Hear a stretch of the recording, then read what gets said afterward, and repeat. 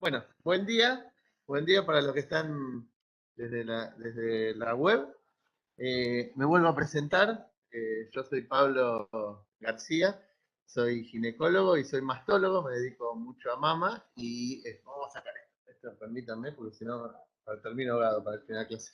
Y bueno, en este momento soy jefe de servicio de ginecología del Hospital Intersonal, así que vamos a empezar a charlar un poquito de lo que es el módulo de abordaje quirúrgico en ginecología. Vamos a hacerle una charla lo más amena posible, me interrumpen, me preguntan, hagamos un intercambio de ideas, está buenísimo. El año pasado, en este mismo momento, estábamos acá solos, no se podía, y no había nadie, así que ahora que podemos hacer este intercambio está bárbaro, y espero que dure.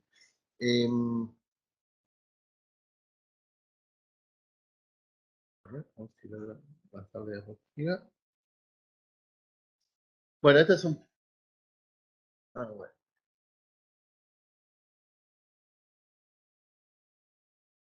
como complicado, pero estas cosas de la tecnología pasan.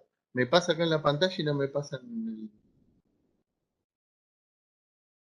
¿Por qué pasa eso?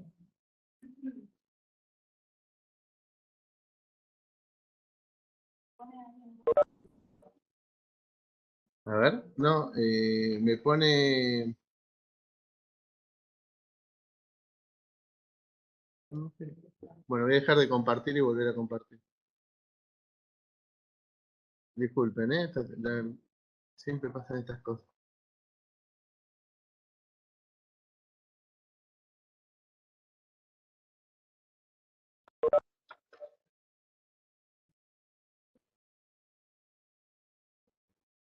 ¿Está clavado en eso? A ver, alguien que entienda. Dale todo. Hasta el curso. Parece que está en modo de extender y no Ahí, de duplicar. ahí está. Acá Está en ampliar. Ahí ponen duplicar. grande. Bueno, ahí pasa. Perfecto. Y ahora tengo que abrir el. No se puede ir a aceptar. O compartir.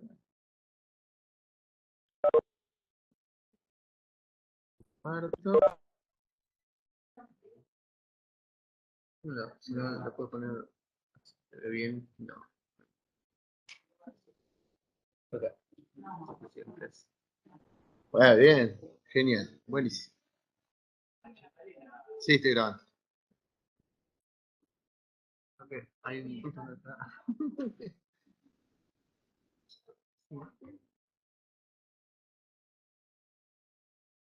Eso sí, pero fíjate que se me amplió toda la pantalla no sé. Ahí, mira, ahí, me parece que ahí. No. No,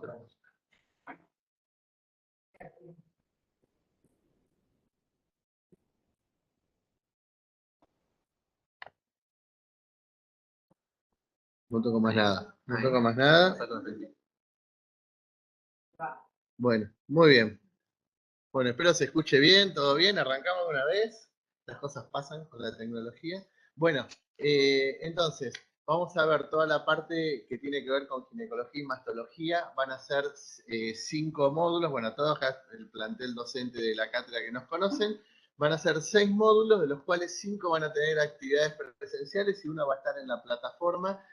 Ya si estuvieron mirando la plataforma, van a ver que si entran a la pestaña de ginecología va a haber un montón de información, van a tener lo que va a ser las clases grabadas, después tienen el PowerPoint, después tienen la parte práctica disparadora de los prácticos, van a tener un montón de información adicional para leer y para profundizar un poco los temas, está muy resumido. Nosotros en el servicio de ginecología del hospital publicamos 2 libros. Los libros no están enteros, pero cada módulo va a tener los capítulos que son importantes. Eso está bueno porque está reducido y sabemos que esta materia es enorme para abarcarla es muy compleja y uno no puede pretender que estudien un libro de gineco, uno de prosto, entonces ahí está muy reducido. Si leen lo que está en la plataforma y lo que está en las clases, es lo que queremos que sepan de cada una de las especialidades. Hoy vamos a ver abordaje quirúrgico en ginecología, después sobre fin de abril, el 20 y pico, tenemos urgencias ginecológicas, después tenemos la clase de mastología, hay una de patología genital inferior, de patología del tracto genital inferior, y una que vemos un poco todos los temas comprimidos en general, que es urogineco, transgénero, y vemos el tema de abuso sexual. Mucho de todo esto yo sé que lo fueron viendo en SIM, acá le vamos a dar un abordaje, una mirada más a su resolución quirúrgica, pero lo que queremos es no que sepan operar, obviamente, sino que sepan cómo diagnosticar y saber cuándo hay que hacer una derivación oportuna, cuándo algo es quirúrgico, cuándo no, cuándo se controla. Y el núcleo 5 que van a ver ahí de sangrado uterino anormal, ese está virtual. Lo vamos a habilitar en la plataforma, están las clases, están videos, está la bibliografía, todo, porque es tan amplia la materia que no da para poder ver todos los temas. Creo que sí. Me hace agarrar la duda, supongo. Yo lo puse a grabar. Bueno, muy bien. ¿Qué vamos a ver hoy? Hoy vamos a ver cómo abordamos quirúrgicamente una paciente desde el punto de vista ginecológico. Mucho de lo que les voy a contar ahora lo van a escuchar repetido en las distintas subespecialidades dentro de lo que es clínicas quirúrgicas.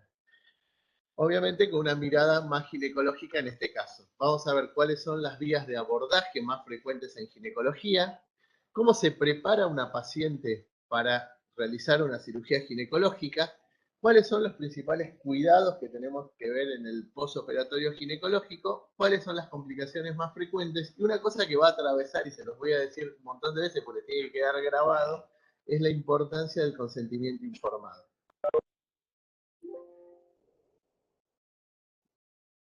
¿Cómo podemos abordar básicamente una paciente para una cirugía ginecológica? También tienen, digamos, ¿no? Si nos ponemos a repasar todo lo que es anatomía, el útero, los ovarios, es interminable. Todo eso lo doy por hecho que ya lo tienen visto varias veces en la carrera. Entonces, como tienen ahí expresado, hay dos formas de abordar quirúrgicamente una paciente ginecológica. Históricamente, en el siglo XVIII, en el siglo XIX, cuando no estaba tan evolucionados los controles quirúrgicos, los controles de infección del sitio quirúrgico y muchísimo menos el tema de anestesia, ¿cuál les parecía que era la vía de abordaje más natural? Vaginal, estaban los órganos genitales en un acceso más rápido a través de la vagina. Entonces, durante muchos años, especialmente el siglo XIX y parte del siglo XX, gran parte de la cirugía ginecológica se hacía por vía vaginal. Eso fue lo que se desarrolló, lo que llaman los cirujanos vaginalistas, que eran los que hacían, y les puedo asegurar que hoy muchas de esas técnicas fueron superadas por otras, pero que se podía hacer absolutamente de todo por vía vaginal. Ahora vamos a ver las indicaciones que quedan actualmente de la cirugía vaginal que están un poquito más restringidas. Y después tenemos el abordaje por el abdomen de la pelvis femenina y la parte ginecológica. Acá no estamos hablando de mama, ya iba a haber una clase especial de eso, sino para la parte ginecológica, en el cual el abordaje puede ser por vía laparotómico. ¿Qué les parece que es? Perfecto, exactamente. Laparoscópico, ¿qué es? Es un procedimiento mínimamente invasivo, en el cual entramos con instrumental especial a través de puertos en el abdomen mucho más pequeños para hacer la cirugía. Vamos a ver las ventajas y desventajas de cada uno y vamos a nombrar lo que es la cirugía robótica, que la generación de ustedes probablemente la vean desarrollarse mucho en los próximos años, que el mayor tecnológicamente está muy desarrollada, el mayor limitante actualmente es el económico, ¿sí? Y para nosotros ni hablar. Bien, entonces, hay libros enteros solo para evaluar cómo se aborda quirúrgicamente una paciente de la vagina. Actualmente las indicaciones principales de las cirugías vaginales son los prolapsos, ¿sí? Es decir, cuando existe un descenso de los órganos pelvianos, especialmente del útero, de la vejiga o del recto, se hace el procedimiento de corrección de ese prolapso por la vía de acceso más más accesible, valga la redundancia, que es por la vía vaginal. Se puede hacer la histerectomía. ¿Qué es la histerectomía?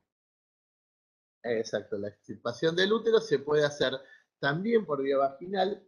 La principal indicación es cuando hay un prolapso del útero, cuando el útero está descendido y asoma por la vagina, entonces ahí se hace. En la última charla vamos a hablar un poquito del prolapso. Hay de 3 grados, cuando es el grado 3, 4 grados mejor dicho, cuando está el grado 3 o 4, que es el mayor prolapso, el abordaje puede ser por vía vaginal. Aún así, antiguamente se podían sacar úteros sin prolapso por técnicas vaginales. De hecho, esas técnicas están desarrolladas, están bastante en desusos en este momento.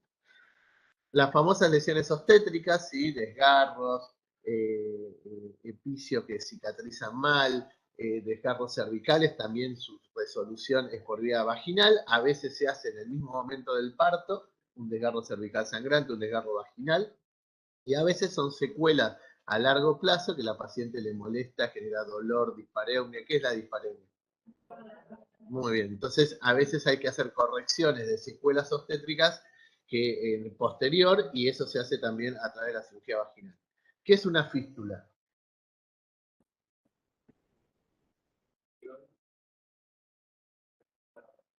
Exactamente. Muchas de las correcciones de la fístula, de la parte ginecológica, que pueden ser las más comunes, la vésico-vaginal, por ejemplo, se pueden corregir por vía vaginal. Todo lo que es incontinencia de orina, ¿sí? Cuando las pacientes ante un esfuerzo menor se les escapa orina y necesita una corrección quirúrgica, esas correcciones muchas se hacen por vía vaginal con la colocación de mallas que se denomina sling, que mejoran, y eso también es por vía vaginal. Fíjense, todas las cirugías se pueden hacer por vía vaginal. Todo lo que es cirugía de cáncer de cuello in situ de útero, ¿sí? También va a haber un módulo específico de eso, pero cuando la lesión no es invasora, sino que es una lesión preinvasora, se puede hacer la conización cervical, que también es por vía vaginal, y después existe la operación de Yauta, que ven ahí, que tendría que estar con mayúscula, porque es un cirujano, que la cirugía de Yauta es una cirugía en la cual se hace la cirugía radical del cáncer de cuello uterino por vía vaginal. Otra cirugía que no se utiliza actualmente prácticamente en el mundo. Ligadura de trompa, o decir ligadura de trompa. Bueno, cuando las técnicas abdominales eran muy complejas, lo que se hacía era hacer una colpotomía posterior, que es la apertura del fondo de saco vaginal posterior, y se accedían a las trompas a través de la vagina y se ligaban las trompas y se estructuraba la vagina. Y después un procedimiento ya un poco más moderno, que es la histeroscopía, ¿sí? Que es un procedimiento en el cual se coloca una endocámara en el útero y se visualiza toda la cavidad uterina para evaluar la presencia de pólipos, de cáncer de endometrio, sinequia, un DIU que no se ve en los hilos. Bueno, toda esa patología de la cavidad endometrial también se hace por vía vaginal. Entonces, sí. No, ella prácticamente no se hace porque con el abordaje mínimamente invasivo de la laparoscopía es más accesible, menos complejo. Y un gran problema de la cirugía vaginal actual es que se perdió mucho la escuela. Es decir, al cada vez hacerse menos, no quedan grandes cirujanos que transmiten, capaciten a otra gente. Entonces han quedado pocas escuelas de cirugía vaginal. Existen todavía en el mundo algunas, pero no para las cirugías complejas. Todo lo que es para corrección de prolapso, para corrección de incontinencia de orina, y ni hablar para lesiones in situ de cuello uterino, sí, eso lo hacemos todos los ginecólogos. Cirugías mucho más complejas, como por ejemplo sacar un útero sin prolapso por vagina, ya eso es muy difícil que un médico pueda hacer la curva de aprendizaje en este momento porque no hay volumen de cirugía, ni servicios que lo tengan desarrollado. Muy bien, ¿algo que se les ocurra preguntar de la cirugía vaginal? Prolapso, incontinencia de orina y patología in situ de cuello uterino y, y corrección de lesiones obstétricas también, digamos, que eso porque tiene un acceso fácil por vagina. Después las otras son el abordaje vaginal es menos frecuente.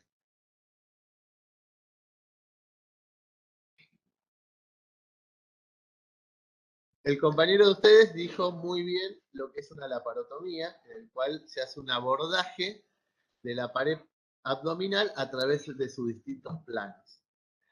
El primer plano que vamos a acceder, ¿cuál es? Cuando agarramos, imagínense que tienen el bisturí en la mano ustedes en el momento y van a hacer una incisión en el abdomen. ¿Cuál es el primer plano que encuentran? Muy bien. Segundo plano, muy bien. Después de eso, muy bien. Después, antes, ¿no? Antes, pero entre el peritoneo, entre la aponeurosis y el peritoneo, ¿qué suele haber? Músculos, muy bien. Dicho a grosso modo, ¿sí? Está la aponeurosis, está el músculo, está el peritoneo y ahí accedemos a la cavidad abdominal. Esos son los planos que vamos a ir disecando y en los distintos planos anatómicos puede haber algunas variaciones. Por ejemplo, en ginecología nos importa mucho lo es la arcada de Douglas, en el cual por arriba del ombligo la aponeurosis se divide en dos y tiene un plano anterior y un plano posterior. Y en la zona inferior de la pelvis, toda la aponeurosis pasa por adelante de los rectos anteriores del abdomen. Entonces tenemos, como ya les dije, aponeurosis músculo y entramos a peritoneo. Ahí tenemos un poco una descripción de las principales incisiones en abdomen. ¿Cuáles parece que más usamos los ginecólogos? ¿Qué es? ¿Vertical o transversa? Transversa y está arriba del pubis. No, está un poquito más arriba del pubis, no está justo encima. Entonces, transversa suprapúbica.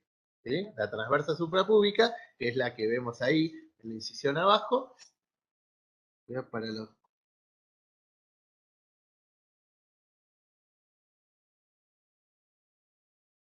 Bueno, por supuesto ya hice el lío.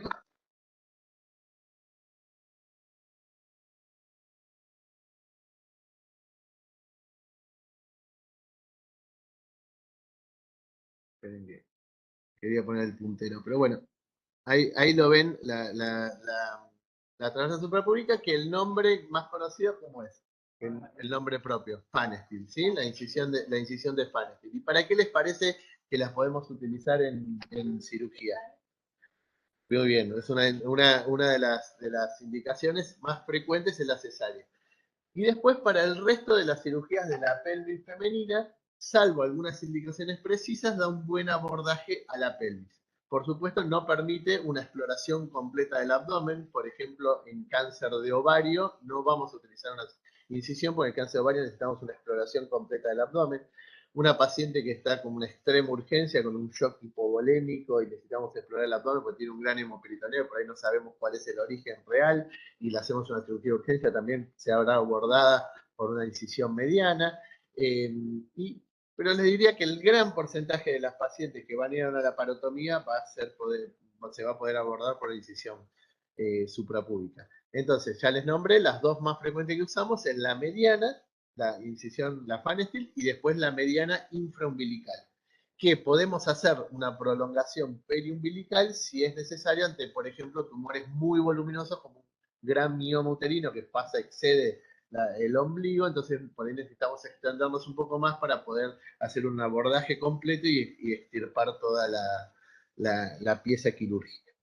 Después, otro tipo de incisiones, la incisión a nivel inguinal, sobre la arcada inguinal, la usamos, por ejemplo, en el vaciamiento inguinal en el cáncer de vulva, pero ya son cosas muy puntuales y muy excepcionales.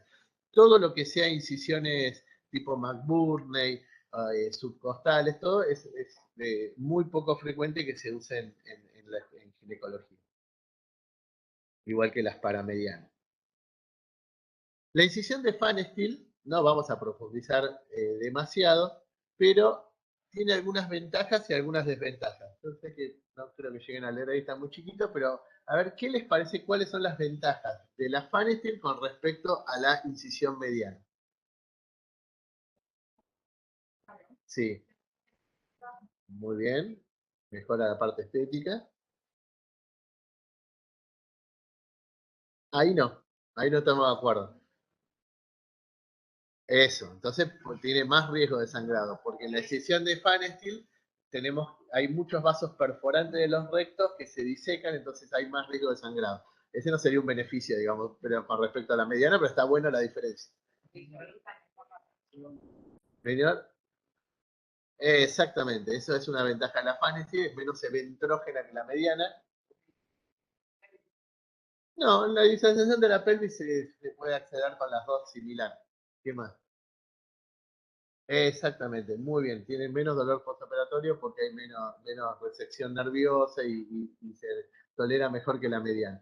Bueno, ahí más o menos tienen las diferencias entre una y otra, ¿sí? Entonces, para repasar, la FAN es más estética, tiene menor riesgo de ventración y tiene menor dolor postoperatorio. En la mediana tiene la ventaja de permitir explorar mayor el abdomen, no solo la pelvis, sino todo el abdomen, y tiene y es menos sangrante, ¿no? Porque uno entra por la línea media, la línea alba, entonces hay menos vasos que generen sangrado. La contra es que estéticamente queda siempre peor, por más que uno cuide de hacer una intradermis, que dejarla lo más prolija posible, no es muy estética y es más eventrógena.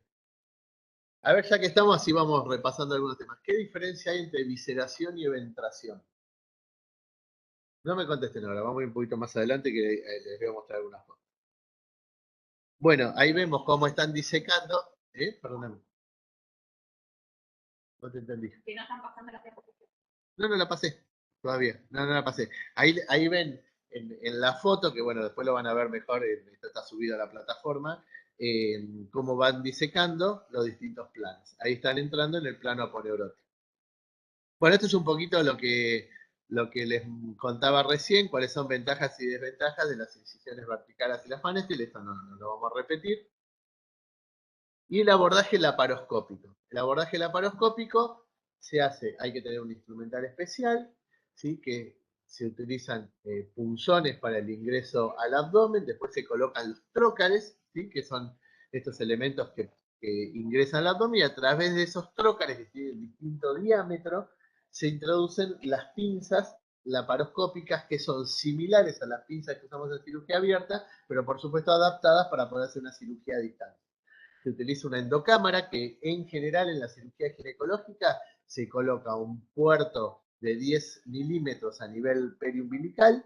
A través de eso se hace el neumoperitoneo, es decir, se infla el abdomen con anhídrido carbónico para permitir la visualización de las vísceras, pues si no sería operar, es imposible operar y visualizar. Se coloca la cámara a través del puerto umbilical, se visualiza todo el abdomen en general y la pelvis en especial en la parte ginecológica. Ahí se hace una descripción perfecta anatómica de lo que es el útero. En la plataforma tienen videos de distintas patologías por la paroscopía y acá vemos, por ejemplo, cómo están visualizando un...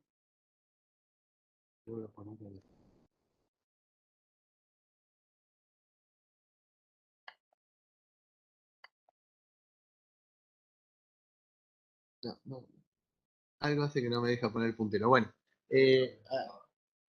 igual poco se ve, pero bueno, esto lo tienen que ver. ¿Eh? Sí, la veo.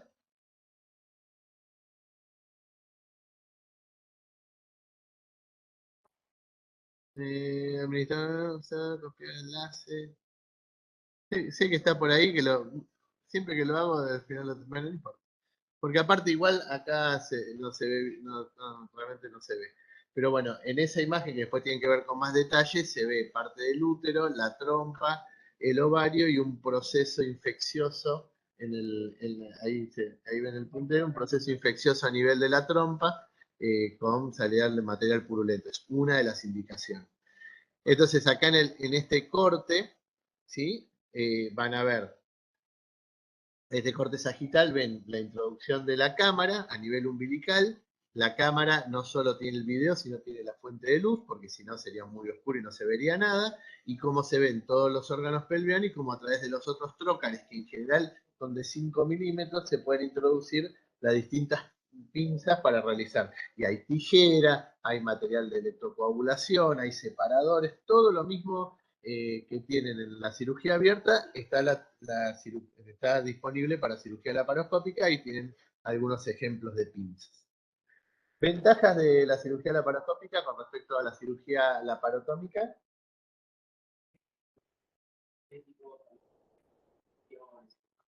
Bien.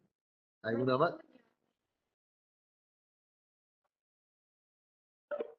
Que no altera hemodinámicamente. No, a eso no, porque si la paciente es decir, no sufre ninguna complicación, ningún sangrado importante en la pared, ni nada, hemodinámicamente eso no sería una diferencia. Eso, exactamente.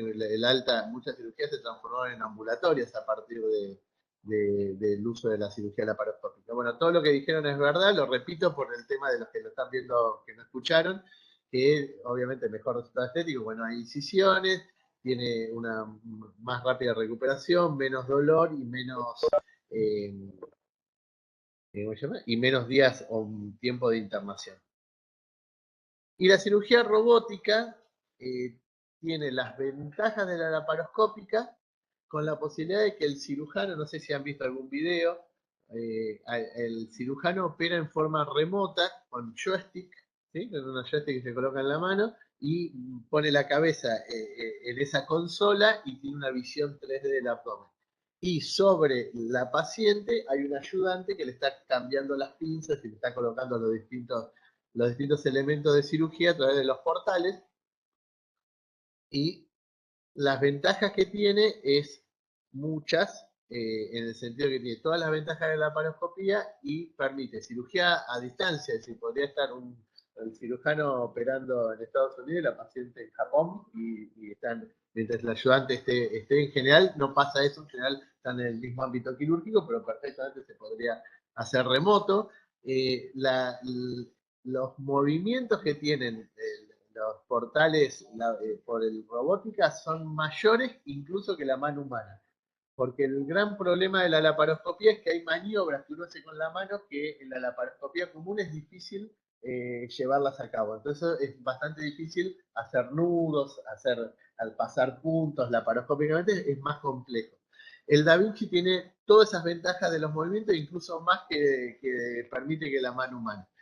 El mayor problema son los costos. El costo del equipo es altísimo en dólares y ponerlo en funcionamiento, hacerlo funcionar y usar las pinzas, todo por cirugía, muchas veces es inviable la cirugía.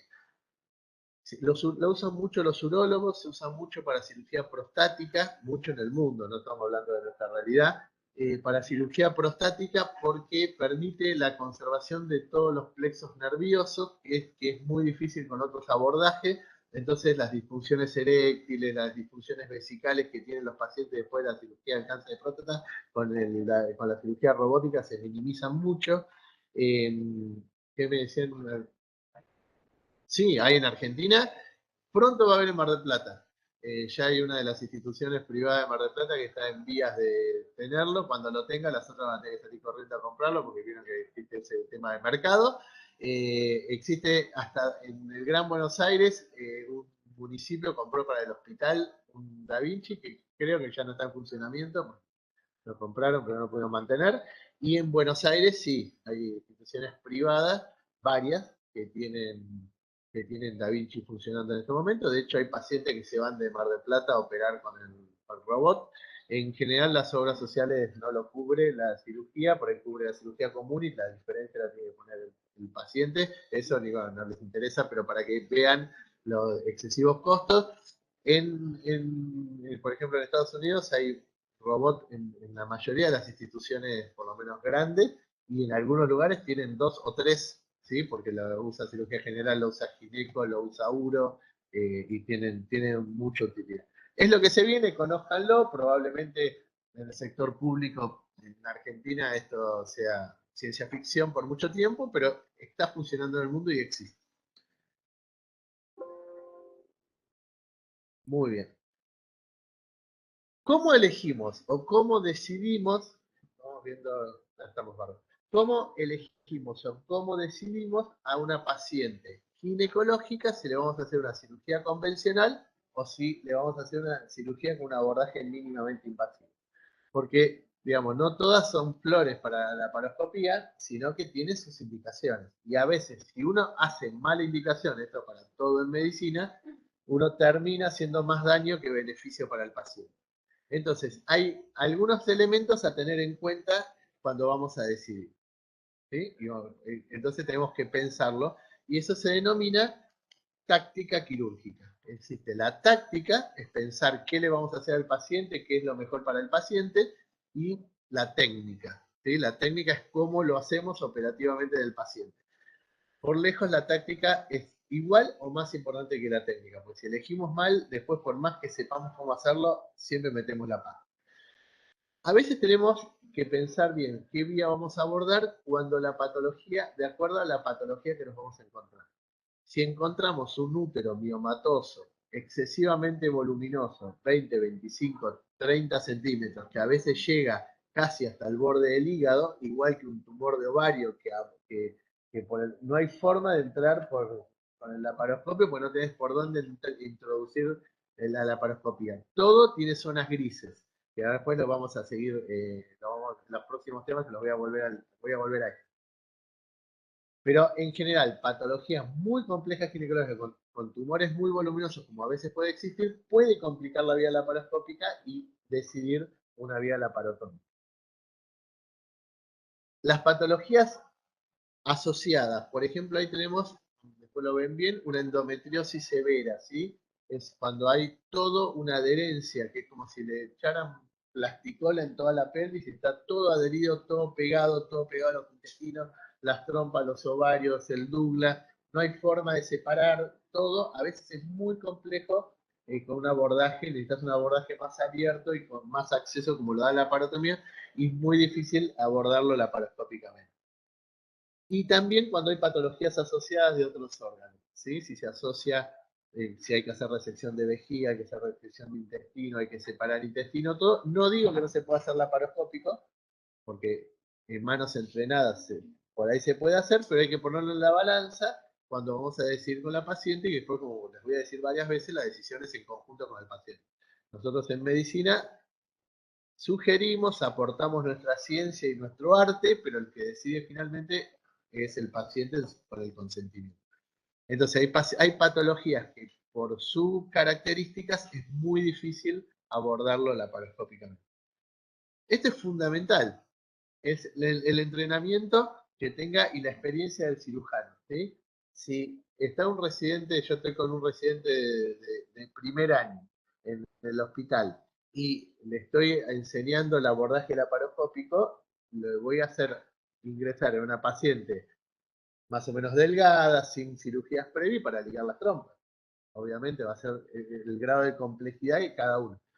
Si un médico está formado por su formación para hacer cirugías anexiales laparoscópicas, es decir, sacar un emazo ectópico, un quiste ovario, que creo que ningún ginecólogo que opere no puede saber no hacer eso, entonces maneja toda la patología anexial y está entrenado para hacer eso, pero no se va a poner a hacer una histerectomía laparoscópica, que es una cirugía más compleja, una cirugía oncológica ginecológica. Y después hay cirujanos ginecológicos muy entrenados en la vía laparoscópica que pueden hacer cirugías complejas de laparoscópica. Entonces es muy importante, como lo van a escuchar decir a mí un montón de veces, es bajarse del ego médico en pos del bienestar del paciente. Entonces a veces decir, no, mira, esta cirugía no tengo el suficiente entrenamiento para poder abordarlo. Y ahí queda en la honestidad intelectual de cada médico, es decir, mira, te derivo con tal médico a tal institución que te lo van a poder hacer, o la paciente dice, no, doctor, tengo la posibilidad de derivar, pero prefiero que me lo haga por la vía que usted esté más entrenado. Y las pacientes muchas veces deciden eso, pero lo decide la paciente, ¿sí? No convencerla de que la única forma que sabemos hacer las cosas es la cosa que como las hace uno. Eso en todo en medicina y en cualquier especialidad, ¿sí? Eso es muy importante. Y eso no está en los libros, digamos, eso lo tienen que ir aprendiendo por su propia experiencia y a través de los que se la podemos transmitir. Ver si el caso es urgente o programado también. Y por ejemplo, esta es una combinación de cosas, ¿eh? Es una combinación de cosas, porque por ahí una patología, como le decía, para un cirujano es de difícil abordaje y otro muy entrenado lo puede abordar. Si nosotros pues, estamos de guardia y nos llega una paciente en un shock hipovolémico con un ectópico complicado, con 3 litros de sangre en el abdomen, probablemente el abordaje laparoscópico sea más complejo, porque entre que ingresamos, le aspiramos toda la sangre, ven dónde está sangrando, todo, tenemos una demora que pone en riesgo la vida de la paciente. Esa paciente probablemente vaya a una laparotomía. Ahora llega un ectópico que está recién empezando a complicarse, está un poco con dolor y compensada y tiene 500 centímetros cúbicos de sangre del abdomen, perfectamente se puede resolver por la laparoscopia. Entonces, esto nunca es taxativo, ¿sí? También una paciente séptica que realmente el estado general no es bueno y tiene un probable foco séptico en el abdomen, a veces un abordaje laparoscópico le disminuye la morbilidad, nos permite hacer diagnóstico, ver qué tiene y descartar patologías sin someterla a una cirugía laparotómica que el postoperatorio, como bien dijeron, es más tórpido. Entonces, esto hay que evaluarlo muchas veces en la cama del paciente y no hay nada, no hay una regla escrita, pero sí sepan que existen todos estos bemoles. Esto es fundamental, que es con qué material disponemos. ¿Sí? Si ustedes están trabajando en un hospital que, bueno, si no tiene laparoscopía, no tiene laparoscopía, hay que resolver las cosas igual por la laparotomía, por eso el entrenamiento tiene que ser de los dos tipos de cirugía. Está pasando en algunos centros que los médicos en la residencia se forman tanto con la laparoscopía que después van a trabajar a un lado donde no hay laparoscopía o no tienen los elementos necesarios y están medio perdidos, porque están tan entrados por la laparoscopía, bueno, y los que vinimos de la cirugía laparotómica y después nos tuvimos que sumar a la laparoscopía, es al revés, manejamos mucho la laparotomía y la laparoscopía nos fuimos entrenando hasta tener la misma seguridad que en la vía laparotómica. Y después hay que ver qué torre y con qué pinzas contamos, ¿sí? Hay, por ejemplo, hoy les cuento nuestra experiencia en el hospital interzonal, tenemos una sola torre para compartir con gineco, con cirugía, con uro y con procto, que por lo tanto tenemos un día por semana para usar el laparoscopio, y siempre las pinzas, por supuesto, con el uso que se le da intensivo por plan, por guardia, siempre se rompe, falta esto, falta lo otro, siempre estamos pidiendo. Entonces, hoy por hoy, abordar una cirugía muy compleja, como una histerectomía laparoscópica, no un útero chico, ¿no? Sino una cirugía compleja con útero, como les mostraba al principio, no tenemos los elementos técnicos, aunque haya gente formada para poder hacerlo. Estamos siempre peleando para poder tenerlo. Y mañana les toca operar pero sí podemos resolver todo lo que es patología anexial, ectópico, biosalping, ligadura de trompas, todo eso no hay ningún tipo de problema. Entonces hay que saber con qué elementos se cuentan y también la honestidad intelectual de decir, mire, yo voy a pedir todo lo que necesito, pero hasta que no me lo compren, no me puedo, no, esta cirugía no la puedo hacer. O derivamos al paciente a otra institución o la operamos por la vía que nosotros tenemos. Entonces, la patología, las patologías asociadas, el entrenamiento del profesional, el material con el que disponemos y el caso puntual al pie de la cama, de cómo está el paciente en el momento que ingresa, son todas cosas variables que hay que tener en cuenta. Y por supuesto, volvemos a lo mismo, el consentimiento del paciente, el consentimiento informado.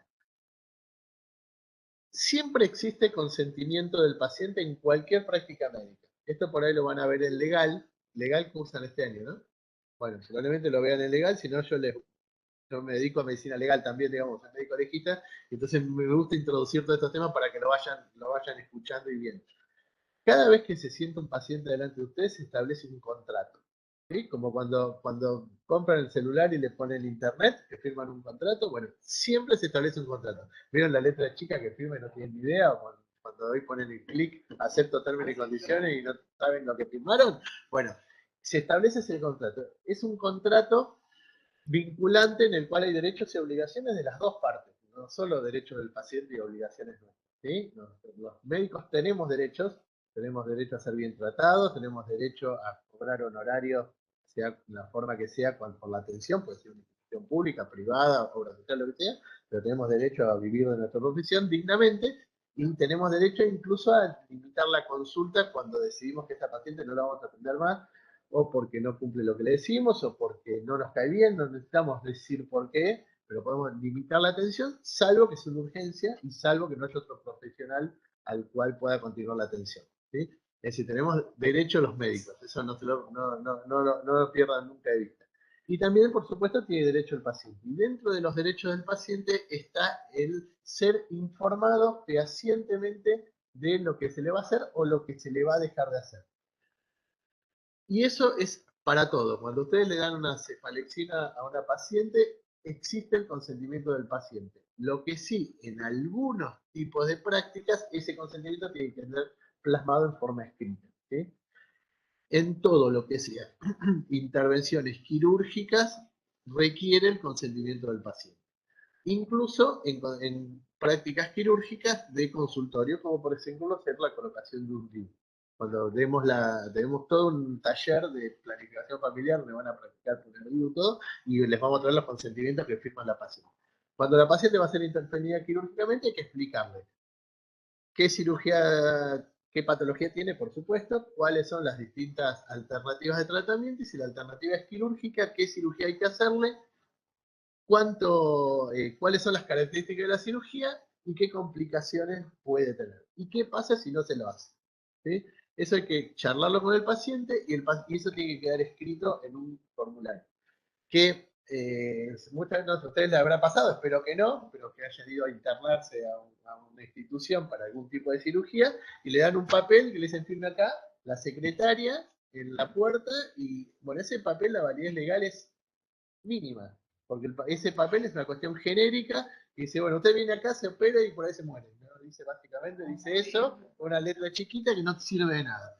Entonces, el consentimiento hay que hacerlo tranquilo, no el día que se interna, que está con todos los nervios y tomó 2 días de pan, hay que hacerlo tranquilo, antes, en el consultorio, explicárselo y debería, que es lo que corresponde, haber un consentimiento para cada tipo de cirugía. Nosotros tenemos consentimiento, bueno, lo tienen en la plataforma para verlo. Consentimiento para histerectomía, para ligadura de trompa, para prolapso, para incontinencia de orina. Entonces, en cada una está explicado, para no tener que escribir todo. En cada una está explicado todo eso. Y la paciente se lo lleva, lo lee tranquilo en la casa, le dice, bueno, vuelva, me cuenta todas las dudas que tenga y si usted está de acuerdo, lo firma.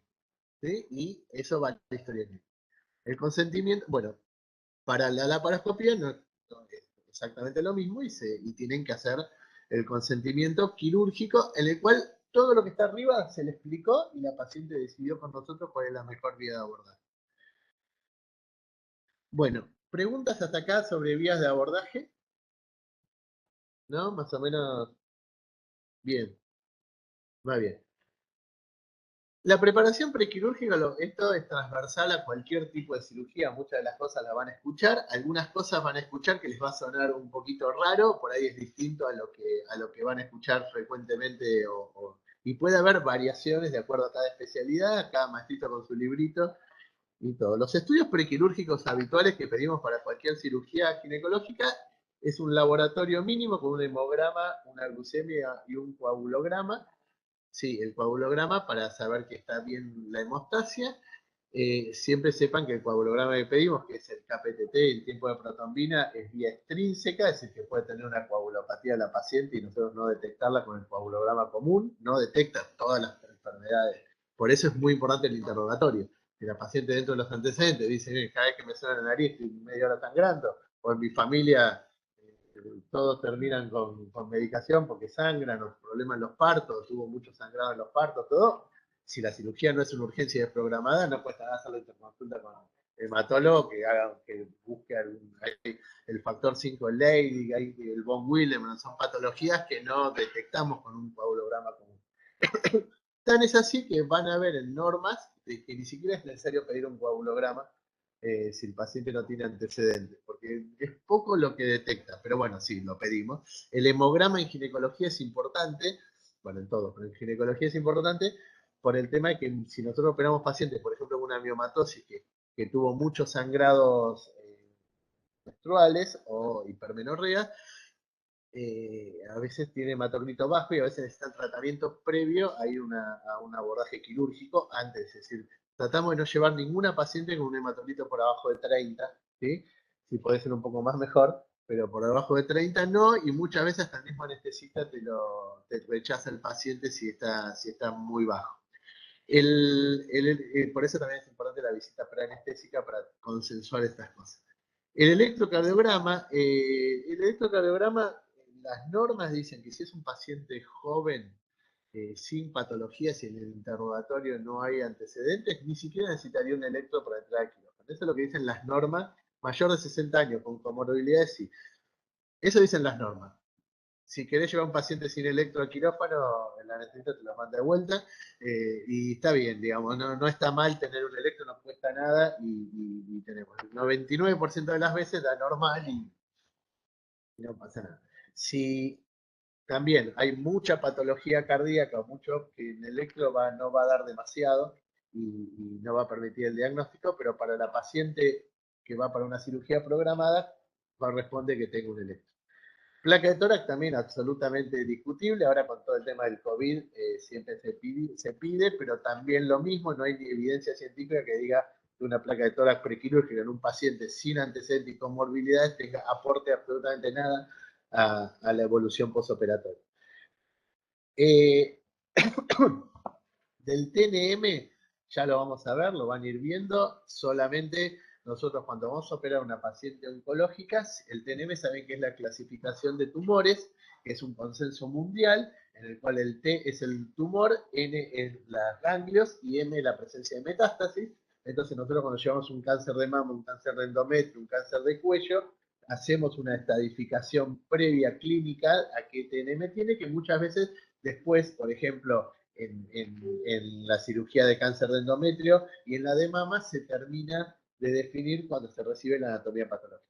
Pero sabemos que, por ejemplo, llevamos un cáncer de mama T2N1M0, que tiene un tumor de más de 2 centímetros, ganglios positivos y no tiene metástasis. Eso es parte de la evaluación prequirúrgica para nosotros los ginecólogos de la paciente.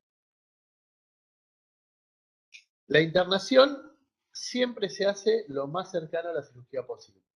Salvo que la paciente tenga alguna comorbilidad que necesita estabilizarla previamente, por ejemplo, una diabética con un mal manejo ambulatorio, una paciente con alguna infección previa, alguna paciente con un problema que tenga algo que tenga que evaluarlo, por ejemplo, los cardiólogos, una cardiopatía, podría internarse previamente. Lo habitual, si la cirugía es programada, es internarla el mismo día de la cirugía o más tardar la noche anterior para que llegue el primer turno quirúrgico, llegue a las 8.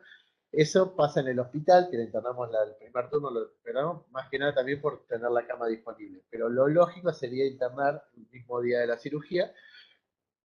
¿Por qué? Porque a las 48 72 horas el paciente está colonizado con la flora de la institución. Entonces, si uno lo tiene mucho tiempo internado, va a estar colonizado y los riesgos de infección son mayores. Siempre tratar de tener la cobertura tetánica, ¿sí? Eso es importante. Si la paciente es una cirugía programada, puede darse la vacuna antitetánica, que lo mandan a los centros de salud, se lo aplican. Si la cirugía es de urgencia o hay muy poco tiempo, habría que darle la gamaglobulina también, no solo la vacuna junto con la gamaglobulina. En la práctica no se está haciendo, les cuento nuestra realidad, no quiere decir que no se haga en el mundo, en la práctica no se está haciendo, nosotros no tenemos gamaglobulina en el hospital y es muy cara para que lo compre la paciente, entonces en general tratamos de cuando son cirugías programadas ya vengan vacunadas, si no es que no tienen refuerzo de los 10 años, que hace más de 10 años que nos dieron la última dosis, tratamos de que se la den. La medicación habitual que toma el paciente, en general la siguen tomando hasta el día de la cirugía, salvo lo que sean alteraciones que producen alteraciones en la coagulación, entonces todo lo que sea aspirina, clopidogrel o cualquiera de los ¿eh? Exactamente, todo eso tratamos de suspenderlo entre 72 y 7 días antes. De vuelta, lo suspendemos con un poco soporte científico porque la aspirina de 75 a 100 miligramos no afecta la vía de la coagulación y la paciente podría tomarlo hasta el momento de la cirugía, pero por las dudas siempre se trata de suspender al menos 72 horas antes y cuando operamos pacientes añosas, que nosotros en Gineco operamos muchos pacientes añosas, ¿por qué? Porque la patología oncológica se da en ese grupo etario. Siempre le pedimos toda la lista de medicaciones, que a veces la paciente está con un cuaderno así con todo lo que toma, y vamos chequeando, y a veces bueno, buscamos en las páginas de internet alguna medicación que no conozcamos, a ver si tiene algún tipo de contraindicación para la cirugía, para suspenderla antes. La mayoría las conocemos, y la medicación, por ejemplo, para la presión, todo tratamos que lo tomen, porque una de las cosas es que cuando se van a internar, se le va la presión a las nubes y termina la cirugía o más compleja o suspendiéndose, que es lo peor. Entonces tratamos de que toda esa medicación crónica la tome. Eh, no sé, la pastilla de la tiroides, si no la tomó el día de la cirugía no pasa nada, pero, o la rosuvastatina, pero bueno, pero el de la medicación esencial. Y la medicación para la diabetes, siempre es mejor llevar al paciente levemente hiperglucémico que hipoglucémico, y si está en ayunas más todavía, entonces le hacemos una glucemia, y si la glucemia está dentro de valores aceptables, en general no le hacemos la insulina de la mañana y después se va corrigiendo según tabla, con cristalino.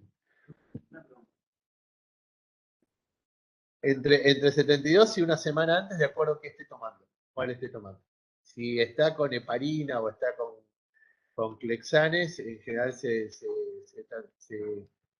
suspende 7 días antes, siempre con su médico clínico o su hematólogo de acuerdo, que hacemos interconsulta y evaluamos.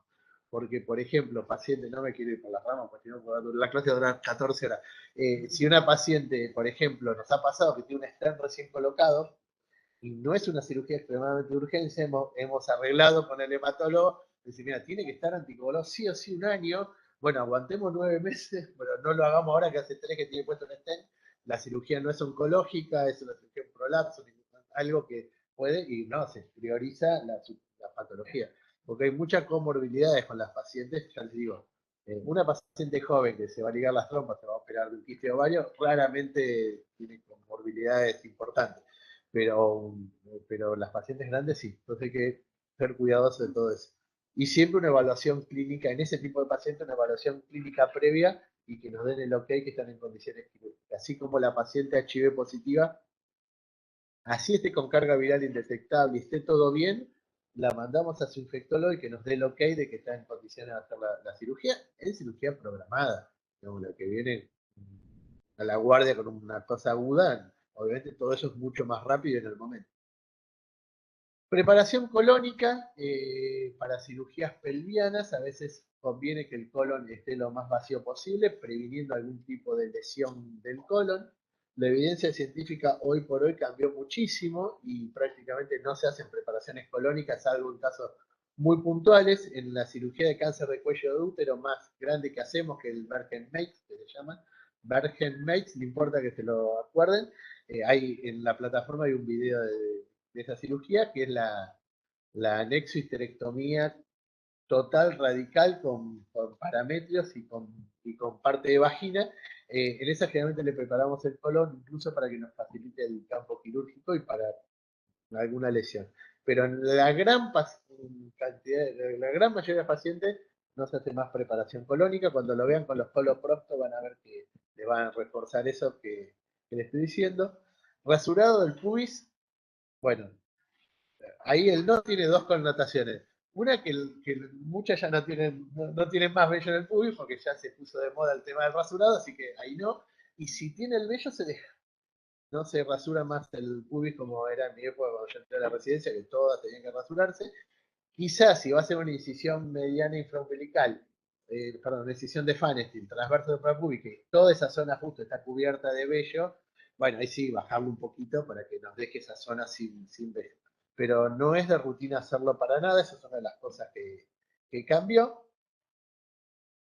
La profilaxis antitrombótica, bueno, estos son algunos tips que les doy.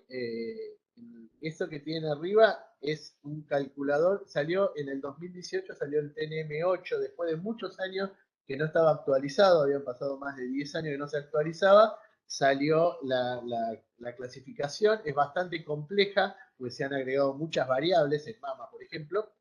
Entonces, si ustedes ponen en el app, en el teléfono, cáncer o TNM, le sale ese loguito que es como un ADN cruzado, y se lo bajan, lo tienen en el teléfono. Entonces cualquier paciente de cualquier cáncer, de cualquier zona del cuerpo, pueden poner ganglios, esto y lo otro, y le sale la clasificación TNM. Por supuesto, nadie les va a preguntar acá en la materia, no se asusten, ninguna TNM, ningún cáncer, porque no es la idea, pero si en el futuro hacen alguna especialización que tiene que ver con esto, es práctico tenerlo en el teléfono. Esto tiene vejiga, tiene todo, ¿no? Y la profilaxis antitrombótica pueden también buscar en la app ese que se llama MDCalc. Hay varios, ese es el que me gusta a mí, que tiene muchísimos cálculos médicos, entre ellos tiene el score de Caprini, que el score de Caprini es un score en el cual le van pidiendo los antecedentes del paciente y qué tipo de cirugía se le va a hacer, y les da la sugerencia con evidencia científica de qué profilaxis antitrombótica necesita. Nosotros, ahora vamos a ver, la zona de la pelvis, el útero, los ovarios, las trompas, la vulva, son zonas que son trombogénicas de por sí, son cirugías, no tanto como la cirugía traumatológica, pero tienen un riesgo trombótico, por lo tanto nosotros de rutina hacemos profilaxis antitrombótica en muchas de las cirugías, en las oncológicas, en la mayoría de las oncológicas, y más porque son pacientes añosas, obesas, varicosidades. Cuando empezás el score de Caprini, todo se te dispara y hay que hacer profilaxis. En general, la profilaxis antitrombótica empezamos unas horas después de la cirugía. Si tenemos heparina de bajo peso molecular o el Clexane, mejor. Si no, usamos la heparina sódica 5.000 unidades cada 12 como profilaxis. Mínimo hasta la deambulación del paciente. Puede ser 48, 72 horas. Y en pacientes de alto riesgo trombótico, continúan con la anticoagulación incluso hasta las 28 días. Pero bueno, tampoco lo tienen que saber, por supuesto, pero sí saber que en patología ginecológica la patología pelviana es trombogénica y que hay que tener en cuenta la profilaxis antitrombótica. Y el tema de profilaxis antibiótica es otro gran tema que saben que hay mucho abuso del uso de antibióticos y dentro de unos años, ustedes cuando tengan unos años en la carrera, para cada infección urinaria o faringitis va a haber que usar hipertazo, porque están poniendo cada vez más resistentes, entonces hay que ser muy criterioso para el uso de antibióticos. En cirugía ginecológica se usa profilaxis, te los puse ahí, no importa que los copien, pero ténganlo después, para que vean que en una laparoscopía sin complicaciones, en una laparotomía sin complicaciones, en una histeroscopía o en un estudio hidrodinámico, no necesita nada de profilaxis antibiótica. Y en cirugías un poco más complejas, como una histerectomía, un abordaje vaginal o una cirugía de mama, con una dosis intraoperatoria de una cefalosporina es suficiente. Lo importante es que cuando uno agarra el bisturí y hace la incisión, ya esté circulando el antibiótico en ese momento en sangre. Por eso es importante que el antibiótico se haga en la inducción anestésica. ¿Sí? Eso sirve. Si la cirugía se prolonga más de 3 horas, que es raro en ginecología, pero si se prolonga más de 3 horas, se hace una segunda dosis. Pero no está probado que seguir con antibióticos después, 2, 3, 5 días, 7 días, 20 días, sirva de algo. Evite las infecciones. Si la paciente tiene que infectar, se va a infectar. Depende de un montón de otros factores, pero no que le den una dosis más de un antibiótico. Pero básicamente el concepto es que no hay que hacer abuso de la profilaxis, como está indicado, se hace. De vuelta, la teoría y la práctica. Prácticamente ninguna paciente que va a quirófano en la inducción anestésica, a todas se le hace la profilaxis antibiótica, independientemente de la cirugía que sea. Entonces, en la práctica no se discrimina. No, esto va a ser un ectópico, no le hagas, esto va a ser una histerectomía, hacele. Básicamente, la profilaxis salen todas para que sepan lo que pasa, porque ustedes acá estamos hablando entre colegas, casi colegas, y tienen que saber en la práctica que nadie deja de hacer un antibiótico. Ahora, si una paciente sin una laparoscopía, un ectópico, no le hicieron y se infectó por lo que sea, no tiene que ver. Y hay evidencia científica que lo prueba ante cualquier reclamo que pueda surgir. Esto sí es muy importante, esto lo tienen que saber y esto sí lo preguntamos, porque esto es igual a todas las cirugías. Ya esto se lo van a repetir varias veces, les va a terminar, puede haber algún cambio menor en el porcentaje de acuerdo a la literatura que lo saquen, pero básicamente la clasificación de las heridas es una herida limpia, limpia contaminada, contaminada y sucia o infectada. Yo, esto A veces me gusta poner lo que se vaya abriendo de a poco para que ustedes me lo vayan diciendo. Acá se lo pueden ir leyendo, pero una cirugía limpia, ¿cuál se les ocurre? Si lo leyeron no importa, pero ¿cuál? Una cirugía de mama se considera una cirugía limpia, o una laparoscopía se considera una cirugía limpia, entonces los riesgos de infección no deberían llegar al 5%, 1 o 3% de riesgo de infección. La cesárea también es una cirugía limpia, también está muy bien, exactamente.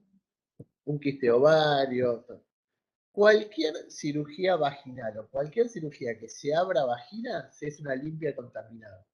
Por ejemplo, una histerectomía total, que se saca todo el útero y se cose la vagina, si bien uno previo hace antisepsia vaginal y limpia con Parvinoc la vagina, que saben que hay una serie de gérmenes habituales, flora habitual de la vagina, hay un ecosistema en la vagina.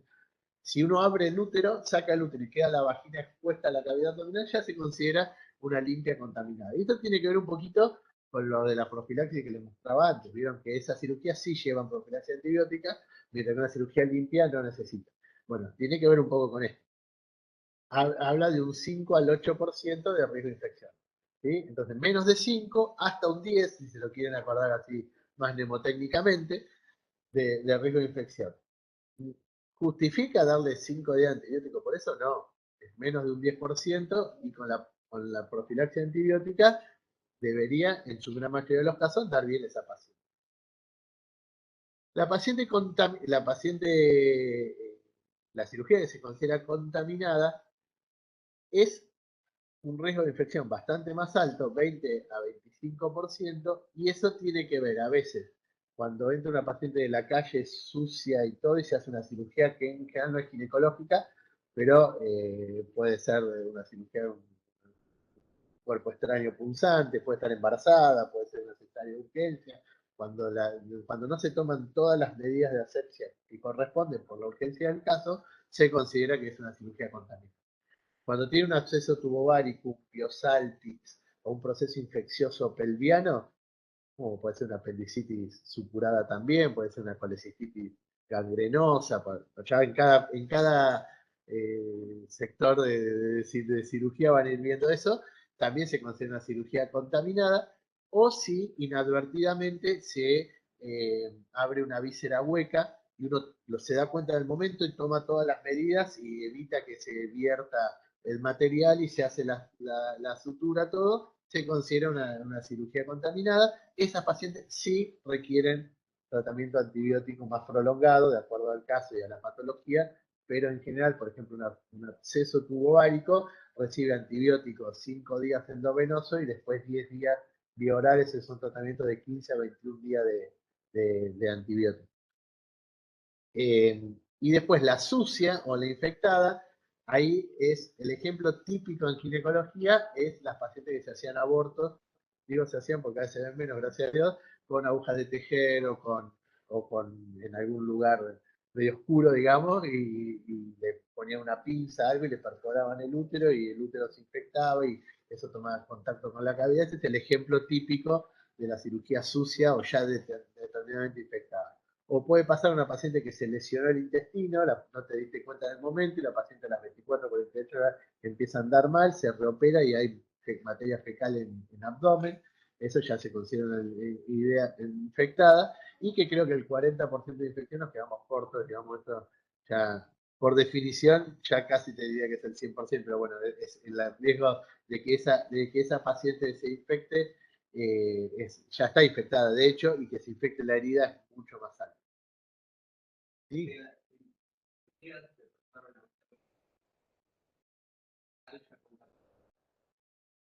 Si se vuelca el abdomen, sí. Sí, se vuelca el abdomen, sí.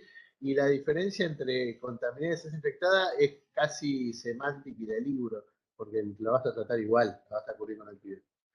Acá estamos hablando de infección lo van a ver también como ISQ, infección del sitio quirúrgico, ¿sí? Estamos hablando de la infección los riesgos de la infección de la herida. La paciente ya está infectada porque ya es un proceso infeccioso, un ácido turbárico. Acá estamos hablando cuando se te infecta la herida, ¿sí? Que por supuesto la vía laparoscópica tiene menos riesgo de infección de herida por la cuestión de dimensión, pero también se pueden infectar donde acceden los portales. ¿Eso les quedó más o menos? ¿Alguna pregunta? Nada. Bien. El postoperatorio. Un poco volvemos a hablar de lo mismo. Cambió muchísimo el postoperatorio de unos años a esta parte. Las mejoras en la analgesia, las mejoras en la anestesia, las mejoras en las técnicas quirúrgicas, ha hecho que los postoperatorios sean de... ¿eh?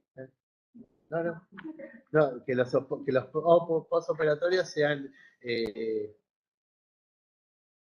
mejor tolerados por el paciente que lo que eran anteriormente. Hay posoperatorios y posoperatorios, hay pacientes y pacientes. Ustedes saben que el umbral del dolor y el umbral de tolerancia es muy variado y hay pacientes con enorme cirugía que el otro día te dicen, ¿cuándo me voy? Y hay pacientes que se tratan de una uña encarnada y escándalo que piden morfina porque bueno, en esos extremos está toda la población en el medio de la campana de Gauss, pero bueno, en general, en promedio, las estadías hospitalarias son mucho más cortas ahora que lo que eran antes y muchas cirugías se transformaban en ambulatorio. No voy a hablar cirugía por cirugía, tienen las indicaciones cirugía por cirugía si les interesa leerlo en la plataforma, tampoco se lo vamos a tomar, pero ahí está todo, está todo. El uso de la venoclisis para pasar los medicamentos tiene que ser el menor tiempo posible. Si se puede hacer corto y que la paciente rápidamente empiece a incorporar líquidos y medicación por vía oral, mejor. Muchas veces le dejamos el suero las primeras 24 horas, a veces 48, y podemos poner la vía intermitente, es decir, que no quede el suero colgando, sino queda colocado en la boca y solo se habilita cuando hay que pasarle medicación, si la paciente puede deambular. Pero bueno, el concepto es el menor tiempo posible. Tratamos de no más de 72 horas. A veces hay que rotar la venoclisis si, por ejemplo, es un absceso tubovárico y tiene antibióticos un tiempo largo. Controlar una de las complicaciones infecciosas que puede ser la celulitis o la infección del sitio de puntura de la vena, que se empieza a poner colorado, le duele, a veces se hace un cordón fibroso y empezamos con los fomentos tibios para aliviar la flebitis de la venoclisis. Analgesia fundamental, nadie tiene que sentir dolor, o si siente tiene que ser el mínimo posible. Ahora hay ya lo habrán visto en fármaco, la famosa escalera analgésica, hay una cantidad enorme de analgesia para poder usar en el postoperatorio y que el postoperatorio sea lo mejor tolerado posible. Eh, Nosotros estamos usando mucho y cada vez más la doble vía analgésica. Entonces va una paciente para una cirugía pelviana, por ejemplo, una histerectomía, entonces se le hace una analgesia raquídea, incluso con un poquito de morfina, y después se le hace la anestesia general. Eso hace que la duración de esa analgesia sea mucho más prolongada y la paciente no se despierte y enseguida empieza a sentir dolor. Esa doble vía es muy buena. Se puede poner un catéter en cirugías que van a ser muy complejas. En ginecología poco lo usamos, pero en cirugías que son de postoperatorio complejo, se pone un catéter y se puede seguir haciendo analgesia raquídea en el postoperatorio. Y después la paciente, una vez que se despierta de la anestesia, se va con analgesia por vena, que en general siempre agregamos algún tipo de opioide, o tramadol o morfina, como para acompañar el analgésico, que puede ser el ketorolac, el diclofenac. Entonces generalmente hacemos una combinación analgésica y usamos antieméticos y protectores gástricos, ¿sí? Como la metoclopramida y el omeprazol, para complementar, que eso también complementa la analgesia. Y muchas veces, en muchas de estas pacientes, le dejamos rescates de morfina, en el cual, si la analgesia la paciente ha pedido, solicita y la enfermera le hace la analgesia endovenosa. En lugares con mayor disposición tienen las bombas de autoaplicación, que la paciente aprieta un botón y le pasa una dosis, y tiene un límite ese programa, para que no esté así todo el día. Pero bueno, y después sale feliz, pero no se saca más el vicio. Bueno, no, entonces nosotros le dejamos a la enfermera que le vaya haciendo rescates. Las cirugías ginecológicas, especialmente la histerectomía, es una cirugía dolorosa en el postoperatorio en los primeros días, suele ser un poco molesta, entonces tratamos de minimizar con todo esto. Por supuesto, todo lo que sea por vía laparoscópica, el dolor postoperatorio es menor, porque lo que duele en realidad no es adentro del abdomen, sino duele la pared. La curación de la herida quirúrgica, en general a las 24 horas las destapamos, a las 24 horas se produce la epidermización, es decir, la primer capita invisible de epidermis ya cubre la herida. Es decir, que ya la herida está impermeable. A las 24 horas uno podría destaparla y dejarla destapada. Listo, y que la paciente se bañe y esa es toda la curación. En general, por una cuestión de que estamos en un hospital escuela, los van entrenando, las cirugías siempre están hechas por los residentes y están más celosos del cuidado, pues son siempre, por supuesto, su primera cirugía, siempre la operamos nosotros, pero entonces, en general, las curan con Pervinox todos los días, le ponen la gasita y es parte del folclore quirúrgico, la paciente se siente más cuidada, entonces, pero ahora, si vamos a la evidencia científica, a las 24 horas se podría destapar y la paciente bañarse y se terminó el tema de los cuidados de la herida. Ahora se usan unas banditas que son sintéticas que se colocan arriba de la herida y se les pasa un poquito de alcohol y ni siquiera hay que sacarlas, se saca cuando se van a sacar los puntos. Con respecto a los puntos de sutura, bueno, van a tener un taller de suturas, pero hay distintos tipos de costuras, algunas son medio invisibles, vieron la intradérmica que es más invisible, otras que se hacen puntos separados son más visibles.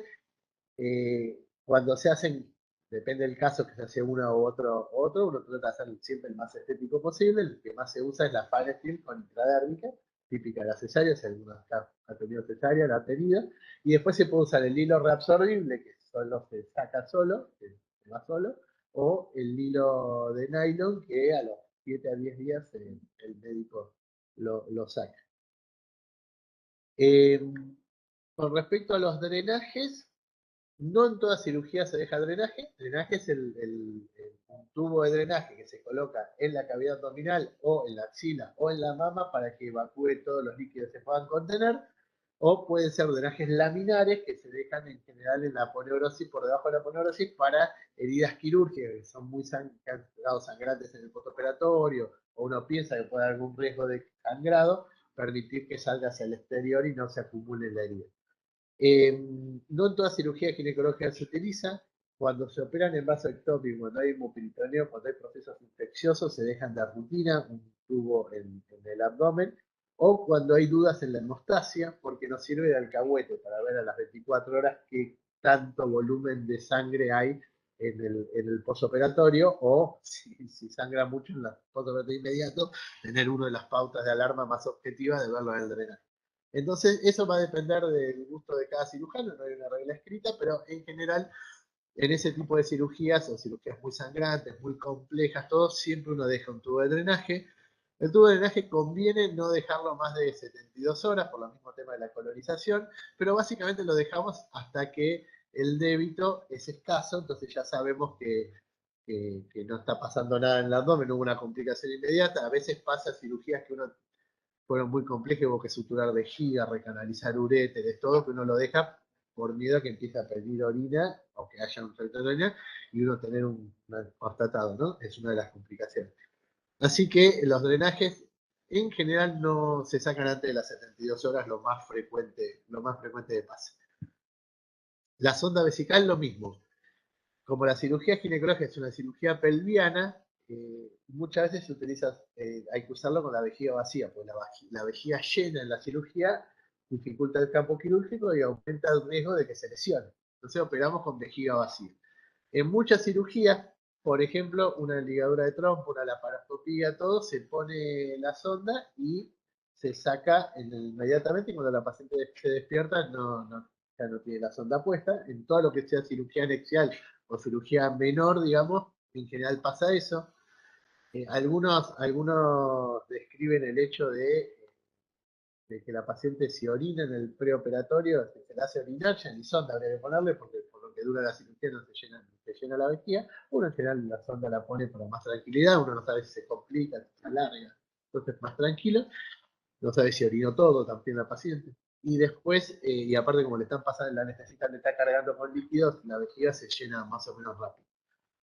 En las histerectomías se deja 24 horas, porque la cirugía de la extirpación del útero está muy cerca de la vejiga, de hecho hay que separar la vejiga del útero para poder sacar el útero, entonces uno la deja 24 horas para mayor tranquilidad, y en cirugías más complejas, por ejemplo la cirugía esta que decía del cáncer de cuello de útero, se puede dejar las primeras 72 horas para más tranquilidad. Todo lo que sea cirugía de prolapso también se deja sonda vesical, al menos 24 horas para ver cómo orina la paciente y cómo está evolucionando la orina, si que venga clara, que no venga una hematuria. Cuando en una cirugía uno constata que hay una hematuria, a veces no hay una lesión de vejiga, se prueba la vejiga con unas pruebas hidroneumáticas, se pone líquido desde la sonda para que la vejiga se hinche y ver si filtra, pero hay una hematuria, uno le deja la sonda puesta hasta que la orina sea clara para tranquilidad, porque a veces el mismo valveo para separar, para poder sacar el útero, hace que la vejiga genere alguna hematuria. Entonces, todo, tanto el drenaje como la sonda, el menor tiempo indispensable. Antiguamente se dejaban sondas 7 días, 10 días, nada, para nada, una incomodidad para el paciente, realmente muy molesto y no tiene ningún tipo de sentido. Entonces, cuando tiene utilidad, sí, después, nada más. El tema de la dieta y el manejo de las náuseas, bueno, eso cuando lean ahí en la plataforma, van a leer que está descrito darle chicle sin azúcar, rápido, enseguida, las primeras horas postoperatorias, que la paciente más que chicle, eso mejora muchísimo el peristaltismo intestinal y mejora mucho el tema de los dolores y la recuperación intestinal. La dieta, antes existía el criterio de tener que esperar hasta que tuviera ruido, hasta que eliminara gases. No, cuanto más precoz sea la dieta, salvo que uno haya visto alguna complicación intestinal o algo que presuma que puede llegar a tener, haya que reoperarla o algo, la dieta el mismo día de la cirugía la paciente puede empezar a ingerir líquido y a más tardar el otro día ya está ingiriendo sólido progresivamente, ¿no? Lo que nosotros, después hay variaciones, pero tenemos la dieta líquida, liviana es una gelatina y una sopita, liviana completa, que te dan un pedazo de pollo y un pedazo de zapallo, y la dieta general, que ya comen un poco más variado. Es decir, el mismo pollo, el mismo zapallo, pero un poco más. Bueno, no, las comidas no son la especialidad en los lugares donde te vas a internar, pero bueno, tampoco va. No, pero bueno, hablando en serio, después se pone dieta hiposódica si es hipertensa, dieta para diabéticos si es diabético, dieta con colaciones si es una paciente desnutrida. Bueno, ahí están los nutricionistas, entonces vos le hablás y le decís, a esta paciente necesito fortalecerlo esto, porque la tengo que operar, entonces ellos te planifican una dieta. Pero la clásica del postoperatorio es esa progresión que les dije yo. Que cuanto más rápida sea mejor, la paciente debería irse ya comiendo de la institución para saber si tolera la dieta, si vomitó, si no vomitó. El manejo de las náuseas, bueno, también tienen todos los esquemas ahí en la plataforma, pero en general con metoclopramida se anda bien en pacientes muy nauseosas o que la cirugía, o que tuvo, por ejemplo, un ectopio con mucho hemoperitoneo. A veces las náuseas son más complejas y se usa ondansetron o alguno de los antieméticos centrales. Y lo del alta deambulación precoz, también la paciente, salvo que suceda algo específico, la paciente al otro día tiene que estar caminando, sea la cirugía que sea. El primer día, sin más, se le hicieron una raquidia, hasta que pasó el efecto de la raquidia y todo eso, se les fue el primer día, se les fue sin deambular. Pero si se quiere empezar a sentar a la noche, todo está perfecto y al otro día sí o sí ya tiene que estar caminando. Hay pacientes que tienen más miedo, que son más temerosos, hay que obligarla a caminar. Dentro de las cosas que tuvimos en la pandemia, claro, el que siempre el familiar es el que nos ayuda a caminar por las enfermedades. Imagínate, tiene que ayudar a caminar a todo lo que operamos. Y al familiar la ayudaba. Después en la pandemia fue complicado, pero no podía entrar nadie, estaban solas, entonces nosotros mismos pues la sentábamos, tratábamos de caminar un poco, y una vez que arrancaba, listo. Y él, claro, ahora sí, pero para que pierdan el miedo y sentirse acompañada, pues da mucha inseguridad estar con una cirugía, más si está abierta. Más. El uso de faja postquirúrgica, también es un poquito mito. Ninguna cirugía, si está bien hecha ni bien suturada, se va a abrir ni se le van a salir los intestinos por el hecho de que no se faja. Pero bueno, la faja da analgesia también, da contención, da seguridad para empezar a caminar. Así que nada, en general le ponemos una faja abdominal los primeros días. ¿En la? Sí, claro, sí, también. La cesárea tiene una complicación más, que es el bebé. Es decir, yo la verdad siempre admiré a las mujeres, por lejos toleran mucho más cosas saben que los hombres con una gripe es gravísimo, y las mujeres toleran, pero uno opera una paciente y la paciente las primeras horas es complejo la recuperación desde el punto de vista ginecológico o vesícula, lo que sea, y está dolorido todo. La mujer que tiene una cesárea, y si ustedes han tenido, me lo pueden decir ustedes en primera persona, no solo tiene todo eso, sino que a los 10 minutos le enchufan al bebé que hay que levantarlo, pues llora, aprender a amamantar, cambiarlo. La verdad es admirable, porque a todo esto, bueno, obviamente a no es el tema obstétrico ahora, pero realmente es admirable cómo se recuperan las mujeres de la cesárea, que es una cirugía. A veces se minimiza. ¿Qué cirugía tenés? No, no tengo ninguna cirugía. Le ven ahí, pero, sí, son cesáreas. No, son cirugías que pueden tener complicaciones y cuando se complican las cesáreas te las regalo. Y que son cirugías que la mujer tiene que pasar un postoperatorio, que es un postoperatorio realmente, bueno, habrán pasado algunas de ustedes, es complejo. Y lamentablemente la tasa de cesárea que se está disparando al 50, 60, 70% de los nacimientos, ya casi en unos años va a ser excepcional el parto normal, así que la cantidad de cesáreas que es, nada, bueno, es un tema aparte para hablar porque es una locura, tiene un montón de factores, no es culpa del médico solo. Eh, También hace que la cirugía ginecológica que hacemos nosotros sea más compleja, porque vienen pacientes a operarse que ya van por la tercera, cuarta, quinta cesárea. Entonces el abdomen, las adherencias, la posibilidad de viscerarse, de ventrarse, de todas las complicaciones de la pared son mucho mayores. ¿Sí? Y la técnica quirúrgica va a ser una histerectomía, una mujer que 4 veces le abrieron el abdomen y 4 veces le abrieron el útero, porque tiene 4 cesáreas, por ejemplo, la histerectomía es muchísimo más compleja. Los riesgos de complicaciones son mucho más complejos y eso ya se está viendo ahora. No me quiero imaginar dentro de 10 años.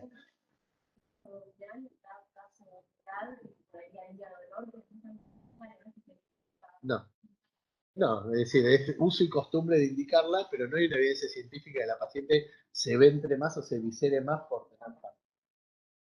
No, quizá una paciente que ya va por la cuarta cesárea, bueno, ahí sí, por ahí mejora la contención del abdomen. Pero si se va a entrar, se va a entrar igual, con faja, sin faja. A veces le hacemos si tienen que comprar una faja para que no gasten, pues en general la reciclamos, siempre hay alguien en la familia que se operó de algo y la lavan y la usan. Si la tienen que comprar, a veces le decimos que compre una truza, vienen esas bombachas que vienen altas con un sostén y de paso ya le queda. La faja la usa una semana y después ya no la usa más. Sí. El,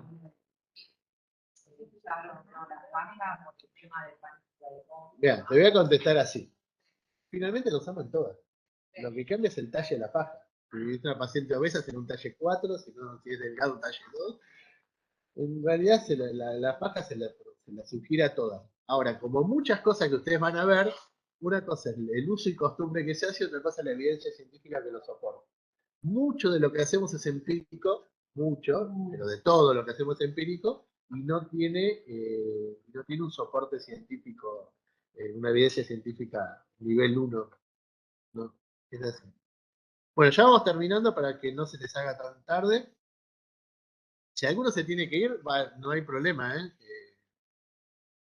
Aparte creo que no hay que tomar asistencia, ¿no? Vienen por voluntad propia, bueno, los felicito, muy bien, muy bien. Ese es más mérito todavía, así que con más razón si alguien tiene que salir a trabajar o algo, no hay problema. Vamos rápido porque esto lo vamos a ver muchas veces y en cada módulo vamos a ir charlando de las complicaciones. Las complicaciones de la herida quirúrgica, ¿cuáles les parece que pueden ser? Infección, que ya estuvimos charlando. Apertura, muy bien. Dehiscencia de la herida. ¿Qué más? Muy bien. Hemorragias, que se traduce en hematomas, ¿sí? Arriba hay una dehiscencia de la herida con la aponeurosis abierta, ¿sí? Que puede haber factores predisponentes del paciente, como charlamos, la obesidad, el déficit proteico, alteraciones del colágeno, y 90% déficit del cirujano cuando hizo técnicamente la cirugía, también con 50 y 50 pongamos, para que se produce la apertura de la pared. Abajo es una dehiscencia que quedó cubierto por los hilos, pero bueno, claramente hay que soltar esos hilos y ver hasta dónde llega, que esa es la pregunta que viene después. Y por debajo es un hematoma. Ese hematoma que aparece en la última foto es un hematoma muy leve, es una succión hemorrágica en el tejido celular casi podría ni considerarse un hematoma, ni considerarse una complicación. Digamos, eso solo con conducta expectante, eso desaparece espontáneamente, pero a veces se hacen hematomas, claramente hematomas, que pueden estar por arriba de la aponeurosis o por abajo de la aponeurosis. Los más frecuentes en la Panestil es el subaponeurótico, pues se acumula mucha sangre por debajo de la aponeurosis, porque están los vasos perforantes de los rectos, que alguno no se hizo la hemostasia que corresponde, quedó sangrando y se hace el hematoma. Y que los hematomas, si son muy leves, se toman conducta expectante; si son hematomas importantes, hay que abrir la herida, y en general pasa que con la sola evacuación ya se corrige, porque el hematoma sangró, cuando llegó a su límite de distensión, hizo hemostasia. Hizo hemostasia porque apretó todo y ya el vasito ese paró. Entonces evacuaste la sangre y nunca encontraste un vaso sangrante. Después hay que ver qué característica tiene el hematoma. Una cosa es el hematoma de sangre roja, que dice que hay una arteria dando, a un hematoma oscuro, de sangre oscura, que es esa sangre coagulada que quedó. Pero en general son esos hematomas de sangre que, aunque haya sido una arteria en su momento, ya hizo hemostasia porque no tienen diámetro tan importante. Ah, es una dehiscencia de aponeurosis. Eso que está. No, eso no sabemos. Esa es una dehiscencia de la herida, a través de la piel se ve dehiscente, sostenido por los puntos, entonces no sabes hasta dónde llegó, hasta dónde está abierta la paciente. Entonces tienes que soltar los puntos, porque esos puntos no te sirven de nada, soltar los puntos y explorar. Puede ser que la aponeurosis esté indemne y que solo se haya abierto el celular y la piel, y ahí se resutura la piel y nada más, o que la aponeurosis esté abierta y en general esa paciente vuelve a quirófano para hacerlo con técnica séptica, revisar todo y cerrar. Bueno, ahí eso es lo que les dije ahí, las distintas capas y cómo puede hacer un hematoma, también puede ser una infección que empieza, es como un volcán, ¿sí? Lo que tiene de bueno, el ser humano está creado perfectamente, es que cuando se produce una infección del sitio quirúrgico, el peritoneo, si bien parece una capa delgada, finita, todo, enseguida se engrosa y protege que esa infección o ese hematoma no se vaya hasta la cavidad. Pues si uno lo piensa, ¿por qué el hematoma o el absceso sale para arriba y no se va para abajo? Si está más cerca anatómicamente, irse para abajo. Bueno, puede pasar, a veces pasa, pero lo frecuente es que, ¿por qué? Porque el peritoneo es una capa casi impermeable inmediatamente, después que uno lo sutura, y más las fascias y todos los tejidos, entonces sale hacia la piel, hacia arriba. ¿Cuándo se producen las infecciones de la herida en general? En el postoperatorio. ¿Cuándo se descubren o se diagnostican? Muy bien, entre el quinto y el 10.º día. Es muy raro que una infección del sitio quirúrgico uno lo vea en la internación. La paciente se fue de alta y vuelve y dice: doctor, vine porque levanté fiebre, porque no hinchada la herida, porque está colorada, o porque me sale pus, a veces empieza a drenar espontáneamente. Entonces, eso generalmente es el quinto y 10.º día, porque desde el momento que entró el germen que infectó la herida hasta que genera todo el proceso, toma su tiempo. Si una paciente tiene una infección a las 24 horas, es probable que esa infección haya estado, ya está operada con la infección puesta, porque es raro que pase, que sea tan rápido. Tiene un proceso evolutivo. El hematoma, como el hematoma es un proceso, es un gesto técnico que se genera un hematoma porque hubo algún vaso sangrante, no, en general son de diagnóstico más precoces. Pero a veces, si el sangrado fue muy leve, también la paciente consulta cuando se exterioriza eso, que puede ser días después. Puede ser 48, 72 horas, 5 días después. Fíjense, ahí tienen una sutura en la foto de abajo, a la izquierda tiene una sutura continua, estéticamente horrible, o en matambre, que se dice también, que en general no la hacemos nunca, pero fíjense cómo ya empieza a haber una infección del sitio quirúrgico, como se está poniendo todo colorado el borde de la herida. La de abajo a la derecha es una herida que se infectó y se abrió, porque lo que hace la naturaleza es buscar la mejor forma de salir, sabe que si sale para abajo trae problemas, sale para arriba, te separa los puntos y te abre la herida. Si no lo hace el médico, lo hace la naturaleza. Y drena. Muchas veces a pacientes con fiebre, malestar general, taquicardia, glóbulos blancos elevados, con el propio drenaje espontáneo se evacúa y se limpia se soluciona el problema. Y lo que nos queda por hacer es hacer una actual local y en algún momento programar el nuevo cierre, porque si uno lo deja, pero no inmediato, hay que dejar que el proceso pase, porque si uno deja que cierre espontáneamente, en general estéticamente quedan mal. A veces en cirugías muy grandes, medianas muy grandes que se abren, empezamos, una cosa muy importante es el uso de azúcar. Una vez que pasa el proceso infeccioso inicial, enseguida empezamos con la cura con el azúcar. Y el azúcar tiene un montón de beneficios. Es antiséptico, es antibiótico, es cicatrizante. Así que nosotros usamos muchísimo azúcar en estas situaciones. Por ejemplo, esta paciente de abajo ya está para empezar a poner azúcar. El azúcar y el tiempo hace que la herida cierre. Lo que pasa es que quedan cicatrices anchas, no son muy estéticas, y muchas veces con el mismo con el servicio de cirugía plástica hacemos conjunto, reparamos la herida para que la paciente le quede. Bueno, esas son las capas, que ya lo hablamos varias veces. Bueno, estos son más ejemplos. Esto son seromas. El de arriba a la derecha es una mama, que así como lo ven, tiene hecho una mastectomía y se le acumuló líquido, ¿sí? Que ahí con la jeringa, no importa que sea la misma paciente, pero con la jeringa se le saca, ahí no hay una infección y no hay un hematoma. Es líquido seroso que en las mamas se produce por que quedan linfáticos abiertos, especialmente cuando se hace vaciamiento axilar.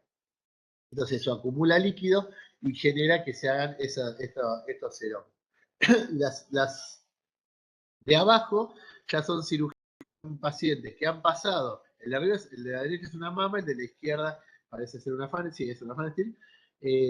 Son pacientes que ya se ha resuelto su proceso infeccioso o el hematoma que han tenido. Fíjense que la herida está limpia y esas son las pacientes para empezar con el azúcar para que empiece a granular y a cicatrizar y en algún momento completarle el cierre de la herida. Es decir, ya están resueltos.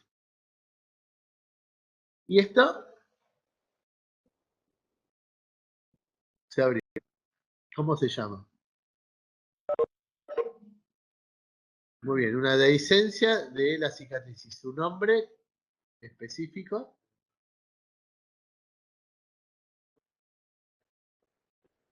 Tripa. Eso, muy bien. Muy bien. Ahí tenemos otro más. Y esta de abajo, fíjense, la del medio, las dos de abajo, son cirugías vaginales. Que la paciente ingresa con todo el yeyuno asomando por vagina. ¿Sí? Que gracias a Dios no son fotos nuestras, nos sacaron acá de internet, pero está descrito que pasa. Esto empezó a pasar mucho cuando se empezó a hacer la esterectomía vaginal. Perdón, la esterectomía laparoscópica. Y se descubrió que lo que pasaba es que se hacía la esterectomía por vía laparoscópica y hay que cerrar la vagina. Entonces, aquí hay esterectomía total. Después vamos a ver que hay esterectomía total, subtotal, pero bueno, la esterectomía total hay que cerrar la vagina. Lo que se vio es que por vía laparoscópica, cuando se empezó a hacer la técnica, los cirujanos no estaban suficientemente entrenados para cerrar la vagina por laparoscopía. Entonces quedaban flojos los puntos y las pacientes volvían con la tripa. Entonces, ¿qué hizo la industria? Porque siempre donde hay una necesidad hay un negocio. No, vaya no, es una sutura barbada. Entonces la sutura la pasás y como tiene unas barbas, es como un chuncho. Cuando la pasás ya no puede volver para atrás. Entonces la pasás, la ajustás y queda ajustada. Pasás el otro, ajuste y queda ajustada. Entonces se autoajusta y ni siquiera hay que hacerle nudo. Ya termina la última pasada y queda cerrado por esto que estaba pasando. Bueno, no importa, son cosas técnicas, es una anécdota. ¿Y eso de abajo qué es? Una eventración. Después lo van a ver y lo van a ver en la parte de cirugía. Pero como estas son complicaciones que vemos los ginecólogos, evisceración es cuando se abren todas las capas de la pared y se eviscera, se sale tejido, puede ser epiplón, delgado, hacia el exterior. Eso suele pasar en el postoperatorio inmediato, ¿sí? Pacientes hipoproteicas, múltiples cirugías, cirugías medianas, y que por ahí la paciente tosió de golpe, fumadora, obesa, que por ahí la paciente del postoperatorio tosió y se sentía un crack, me lo digan, sentí un crack, que es cuando se cortó la sutura y empieza a salir un líquido que llaman lavado de carne, un líquido ceroso rosa por la herida, y ya te das cuenta que esa paciente se evisceró. A veces queda cubierto solo por la piel y a veces ni eso. Pero bueno, una vez que está eviscerada, hay que soltar el punto en quirófano o en la sala y después llevarla a quirófano y reintroducir todo y utilizar las técnicas de cierre, que no viene el caso, que pueden ser cierre simple o cierre con malla, pero esa es una evisceración, es una complicación del postoperatorio inmediato. ¿Sí? Claro, no sale hacia el exterior y se le hace se abre la aponeurosis igual que en la visceración, pero es un proceso más lento y las vísceras van asomando, o sea, es una herniación y las vísceras van asomando a través de la aponeurosis, pero no superan la pared y la misma naturaleza le va haciendo como un saco de tejido célulo adiposo, como sí, un saco, verdaderamente un saco, y lo transforma en una hernia y eso generalmente son en el postoperatorio alejado. ¿Sí? Son complicaciones de pacientes que vienen con la eventuación y dicen, no, a mí me sacaron el útero hace 20 años, me hicieron 3 cesáreas, la última hace 15 años, hace 5, pero generalmente son procesos. El primero es una urgencia, la visceración es una urgencia, hay que resolverlo porque aparte se puede infectar, puede perder intestino, puede morir con esa complicación, entonces eso hay que resolverlo de urgencia. La otra es una cirugía, es una complicación que muchas pacientes viven con esa complicación, conviven con eso y no hacen nada, y otras deciden resolverlo quirúrgicamente, que eso lo hacen los cirujanos generales y ellos les van a explicar mejor cómo lo hacen con el uso de mallas para corregir la hernia, como cualquier otra hernia. Esto lo último rapidito. Cuando nosotros operamos la parte ginecológica, le dijimos que la vejiga está muy cerca del útero, o sea, lo saben anatómicamente, bueno, los uréteres también. Entonces, las complicaciones de las vías urinarias son una complicación no muy frecuente, pero posibles en la cirugía ginecológica. Cuanto más compleja la cirugía, más riesgo. Si estás operando un cáncer de cuello de útero, si estás operando ¿cómo se llama? Una histerectomía de un útero miomatoso, si estás operando una paciente con una endometriosis severa, con un absceso tubovárico, un tumor ovárico con adherencia. Todas son cirugías que comprometen el retroperitoneo y puede surgir esto, que es una obstrucción a nivel de la vía urinaria. Puede ocurrir la rotura de la vejiga, que si se advierte en la cirugía es muy fácil resolverlo, lo resolvemos los mismos ginecólogos, no necesariamente llamar al urólogo, nada. Si no se resuelve la cirugía, pueden pasar dos cosas, que la paciente genere una fístula o, lo más grave, que vuelque orina una fístula hacia vagina o que vuelque orina a la cavidad y produce puro peritoneo, que es una situación grave que hay que resolverlo quirúrgicamente. Eso con respecto a la vejiga, que se lesione la vejiga. Y cuando se lesiona el uréter, pasa eso. ¿Sí? Como ven ahí en el urograma excretor, hay un stop a nivel del uréter. La paciente genera una distensión de la vía urinaria y en general tiene mucho dolor lumbar y generalmente en el postoperatorio inmediato. El postoperatorio dice, no, me siento bien, pero me duele muchísimo la espalda. A veces le duele la espalda por la posición, por el postoperatorio, no siempre es una lesión, pero es una pauta de alarma y uno le hace una percusión mínima y de un lado lo golpea y no pasa nada, del otro lo golpea y pega el salto. Pues esa distensión es como si fuera un cálculo enclavado. Entonces, bueno, ahora casi no se hacen más urogramas excretores, sino se hacen urotac, ¿sí? Es una tomografía con contraste que se hacen cortes especiales y se ve perfecto. Y bueno, esa es la lesión de la vía urinaria, que puede ser, el ureter puede tener un stop completo o un stop parcial y que deje pasar algo de orina. De acuerdo a todo eso va variando los síntomas, pero lo ven, ¿no? Es evidente. Es evidente, ¿eh? En la ecografía también se ve, pero no ves el stop. En la ecografía puedes ver la distensión de los cálices, de la pelvis y más o menos hasta dónde llega la distensión del uréter, pero no es mucho más sensible este estudio.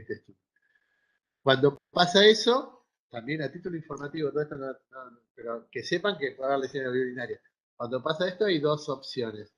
Una es intentar pasar un catéter doble J desde la vejiga, es decir, un catéter para tratar de pasar, porque a veces es solo una compresión, un estrechamiento y no hay un verdadero stop. Entonces pasa y se deja eso un tiempo y esto se recanaliza y después se saca. O hay que, si está totalmente hecho el stop, hay que cortar el uréter ahí y volver a implantarlo en la vejiga. ¿Sí? Se vuelve a implantar en la vejiga y nada, en general resuelve muy bien, aunque algunas pacientes pueden quedar con alguna predisposición a infecciones urinarias, no es lo ideal, pero se resuelve y se salva el riñón. Si este diagnóstico se hace mucho tiempo después, ya el riñón queda como un riñón mudo y ya queda monorrenal. Bueno, ahí está, miren, fíjense, eso que ven ahí, en la foto de la izquierda, en estas cray que están separando, esto es la mucosa de la vejiga, abierta, ¿sí? Están viendo el lado de adentro de la vejiga. Si separara un poco más la vejiga, se vería el balón de la fola de ahí abajo. Esto es lo que les decía, que la vejiga se pega muy bien, se resuelve muy bien, se hace un doble surgé con hilo reabsorbible. Antes usamos Catgut, ahora usamos el Vicryl. Y nada, y se resuelve. Después se hace la prueba hidroneumática, se pone agua con aire a través de la sonda vesical, se hincha la vejiga, uno ve que no filtra, no pierde, y esa paciente sí se queda con sonda 7 a 10 días, porque se quedan con sonda 7 a 10 días por el tema, para evitar que, no, sí, claro, que no vuelva a filtrar, cicatriz. Bueno, y acá esto es un tercio distal de uréter y se lo está colocando en la vejiga, se está reanastomazando el uréter con una técnica que se llama antirreflujo para reimplantarle el uréter por cirugía abierta. Se puede hacer por cirugía laparoscópica, pero hay que ser muy, muy entrenado porque los tejidos son muy, muy complejos, pero hay gente capacitado para poder hacerlo por vía laparoscópica. Fístulas, después vamos a hablar cuando veamos la parte de prolapso e incontinencia, solamente saber que todos los órganos de la pelvis se pueden comunicar. Se puede comunicar la uretra con la vagina, el recto con la vagina, la vejiga con la vagina, la vejiga con el útero. Así que hay todos los tipos de fístula que puede hacer. Las fístulas no siempre son iatrogénicas, ¿sí? Es decir, no siempre se producen por un acto médico. A veces puede ser un cáncer, un cáncer de cuello, un cáncer de útero, que fistulice a vejiga recto y se produce una fístula oncológica. Puede ser secuela de un tratamiento de una radioterapia, por ejemplo. Y, ¿qué les iba a decir? Y ahora, ¿qué significa iatrogenia?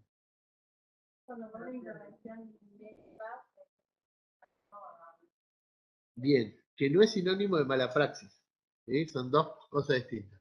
Iatrogénica es todo lo que sucede luego de un acto médico, ¿sí? Si ustedes le dan un anticonceptivo a una paciente y la paciente tiene cefalea, producto del anticonceptivo, esa es una cefalea iatrogénica, que fue a través de un acto médico.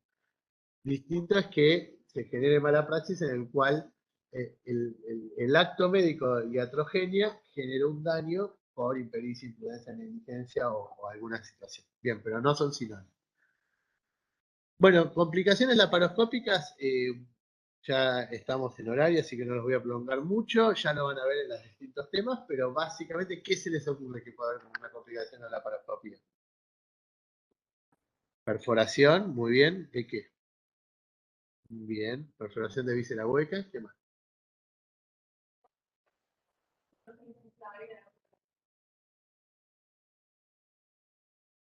Bueno, sí, puede haber complicaciones por un excesivo neumoperitoneo, ¿sí? No es tan frecuente. Una cosa que pasa muy seguido en las laparoscopías, que a las pacientes le duelen los hombros, eso es por la reabsorción del anhídrido carbónico y el otro día le duele el hombro, de irritación del frénico, pero eso digamos, no es un problema, es parte de la recuperación postoperatoria, pero sí, también puede haber, se los voy diciendo por no honor al tiempo, cuando uno coloca los trócares puede haber lesionar vasos, entre ellos el vaso la epigástica inferior, que puede generar sangrado.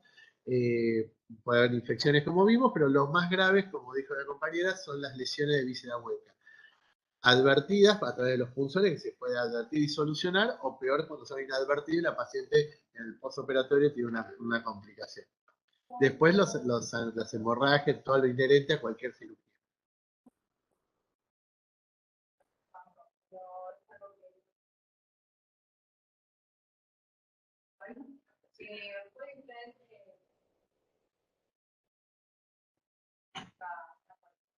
Sí. Sí, eso se llama convertir la cirugía. Se convierte la cirugía de laparoscópica a laparotómica. Y hay muchas indicaciones de conversión. Una de ellas es un sangrado que no se puede controlar en la cavidad abdominal y necesita abrir y operar a cielo abierto. Sí, está muy bien la aclaración, porque es una de las complicaciones que se... Y bueno, esto no vamos a hablar. ¿Qué haces? ¿Cómo andás? Esto no vamos a hablar, que es la histeroscopía, porque ya vamos a hablar en un capítulo aparte, pero no nos van a dar los tiempos. Nunca olvidarse complicaciones sistémicas, porque estuvimos hablando de complicaciones ginecológicas puntuales a la ginecología, y hablamos de la profilaxis antitrombótica y la importancia en la cirugía ginecológica, pues también puede pasar esto, que la paciente en el posoperatorio haga una trombosis venosa profunda con la gravedad que se implica y que instalar un rápido tratamiento porque puede ser muy grave y especialmente si eso se va al pulmón y hace un tromboembolismo pulmonar.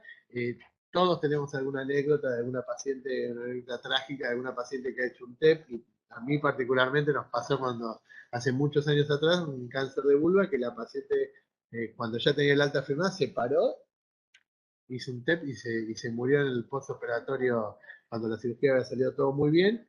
Y nada, eso se puede prevenir con profilaxis antitrombótica y aún así hay casos que pueden ocurrir, así que hay que estar atentos. Es decir, la idea de esto no es explicar TEP, sino que no nos encerremos en solo la complicación de nuestra especialidad, sino que pueden haber complicaciones sistémicas.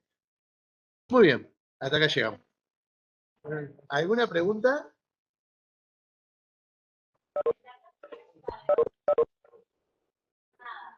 Ya arranca, ya con nosotros. Quédate y verás.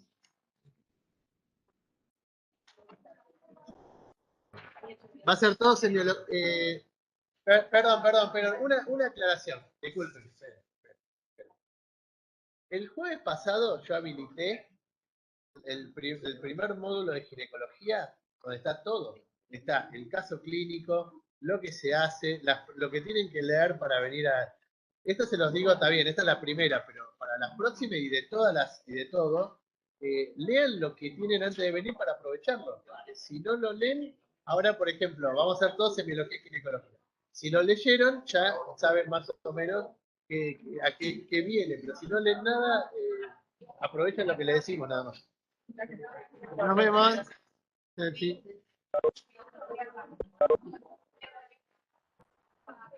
Uy, no le...